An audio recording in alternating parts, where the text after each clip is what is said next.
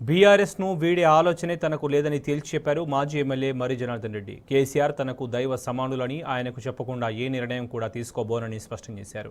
తాను పార్టీ మారుతానని ఎప్పుడూ ఎవరితోనూ చెప్పలేదన్నారు. ఇక ఢిల్లీకి వెళ్లి సంప్రదింపులు జరిపినట్లు నిరూపిస్తే ఏ శిక్షకైనా సిద్ధమని సవాల్ చేశారు. తనపై జరుగుతున్న గోబెల్స్ ప్రచారాలను ఎవరూ నమ్మొద్దని మర్రి జనార్దన్ రెడ్డి విజ్ఞప్తి చేశారు. 2 రోజులుగా నా మీద ఏదో పార్టీ మారుతున్నానని ఎంపీగా ట్రై చేస్తున్నానని చెప్పి కొన్ని వదంతులు వస్తున్నాయి. నేనుగా ఇప్పటి వరకు ఎవరిని సంప్రదించలేదు. ఎవరు కొన్ని పార్టీలు నన్ను అడిగినాయి, పోటీ చేస్తారా, మల్కాజ్గిరి ఇంట్రెస్ట్ ఉందా, మామూనార్ ఎంపీకి ఇంట్రెస్ట్ ఉందా.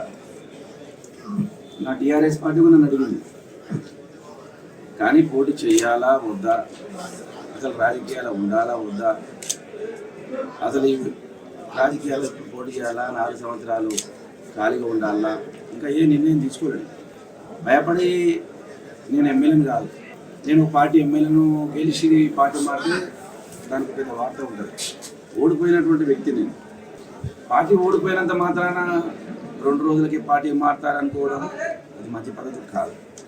నిర్ణయం ఇంకా నేను ఏం తీసుకోలేదు. తీసుకుంటే డైరెక్ట్ కేసీఆర్ దగ్గర పోతా, నేను పార్టీ మాత్రం చెప్తాను. ఎవరు చెప్పాను, నా దైవమైనా, నా సమానమైన, నా నాయకుడైనా, నాకు ముఖ్యం కేసీఆర్ గారు. ఆయనకి చెప్పకుండా నేను ఈ నిర్ణయం తీసుకున్నాను.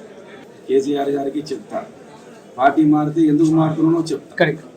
అంతే తప్ప వాళ్ళే ఊహించుకొని వాళ్ళే రాసేసి అప్రతిష్ట పాలు చేయడం, ఏదో సోషల్ మీడియాలో నేను కాంగ్రెస్కి వస్తున్నాను చెప్పడం, నేను కాంగ్రెస్ వాళ్ళని కలిసినట్టు వాళ్ళు ఊహించుకోవడం, ఏదో నేను పార్టీకి పెద్ద ఫండ్ ఇస్తున్నా, నా దగ్గర ఏదో పైసలు ఉన్నట్టు.